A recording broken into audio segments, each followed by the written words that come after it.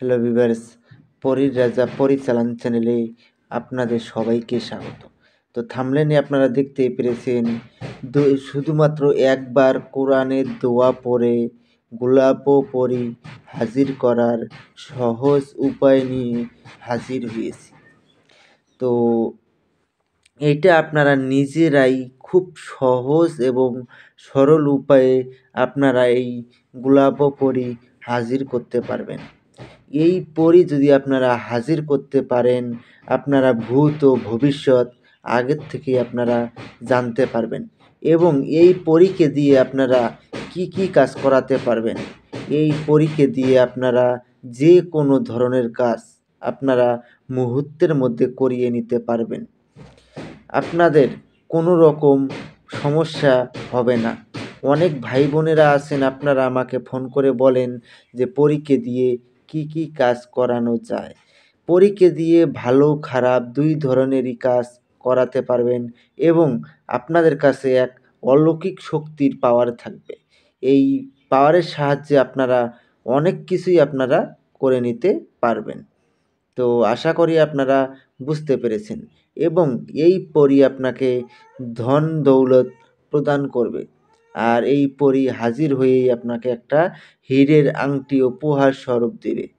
তো আশা করি আপনারা বুঝতে পেরেছেন। তো এটা যদি আপনারা নিজেরা প্রয়োগ করেন, প্রথমত আপনাদেরকে আমার কাছ থেকে কমেন্টে অনুমতি নিয়ে নেবেন।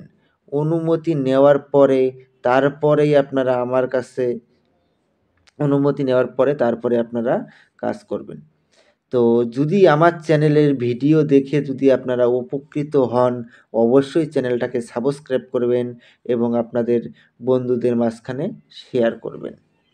তো এই গোলাপ পরী যদি আপনারা হাজির করতে পারেন, আপনাদের কোনো দিক দিয়ে আপনাদের ধন দৌলতের দিক দিয়ে আপনাদের কোনো রকম চিন্তা ভাবনা আর কোনো দিনও করতে হবে না এবং আপনার শত্রুকে মুহূর্তের মধ্যে ধ্বংস করে দিবে এই গোলাপ পরী।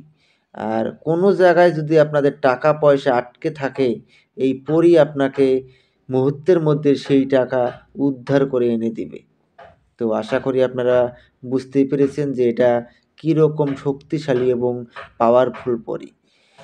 তো এখন আমি আপনাদেরকে বলবো যে এটা যদি আপনারা নিজেরা প্রয়োগ করতে না পারেন, এটা চালান করে দেওয়া হয়।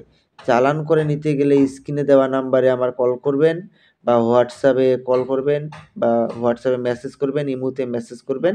মেসেজ করে আপনারা আমার সঙ্গে যোগাযোগ করে নেবেন।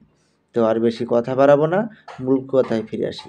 তো দোয়াটা আমি স্ক্রিনে দিয়ে দিচ্ছি, আপনারা লক্ষ্য করে নিন।